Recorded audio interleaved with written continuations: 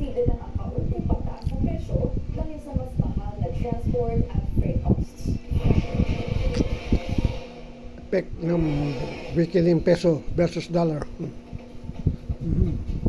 Ayun na 21 March 2026, Saturday ng gabi, ng Billionaire News.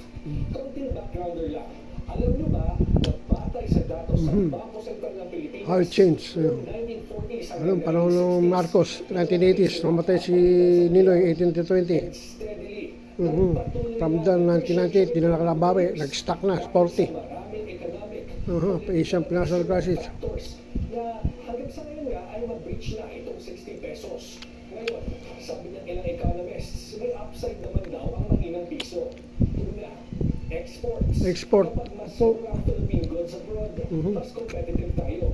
Pangalawa, remittances from overseas remittances. Kapag mas mataas Maasa sa remittances. hindi mas malaki ang halaga ng padala nila galing abroad. May epekto din sa turismo dahil ang impression ay mas gusto ng foreign tourists na magpunta sa Pilipinas dahil mas mataas ang value ng pera nila dito. Pero, eto na nga ang plot twist. Sabi ng Ibon Foundation. Baba ng export. Net importer.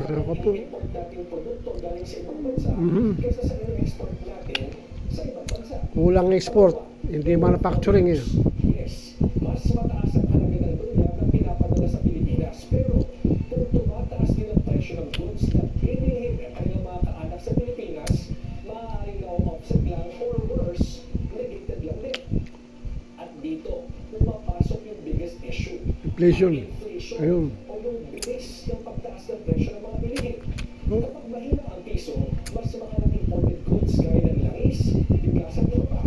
Mas mahal ang pagkain, mas mahal ang kuryente. Mahal pagkain, kuryente, inflation. Ang ayon sa Department of Economy, Planning and Development, inaasang naabot sa 4.5 to 5.1% ang Opo, inflation rate. 5% inflation. February 2026. At ngayong darating na linggo, isa na naman Opo, taas ng gasolina.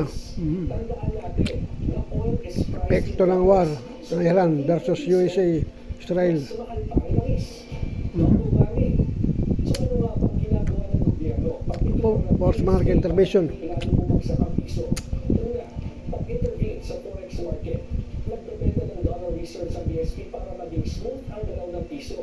Hindi para palitay yung trend, kundi para hindi maging biglaan ang pagbagsak.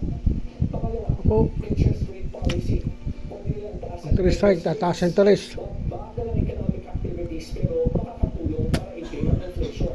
At pangatlo, pagpapalakas ng dollar inflows. Opo, Umaasa ito kailangan ng export eh. FW remittances. Mababa ang export. Use at foreign investments. Kaya sa mga Foreign investment, wala. normal ba ang pagbaba ng halaga ng piso? Sabi ng ASK, yes. Market driven is ito.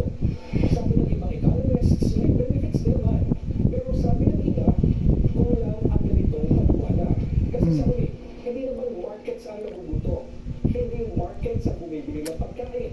Hindi, mga tao. Bayad ng kuryente, tubig, at pamasahe. Tao, ang nagbabayad.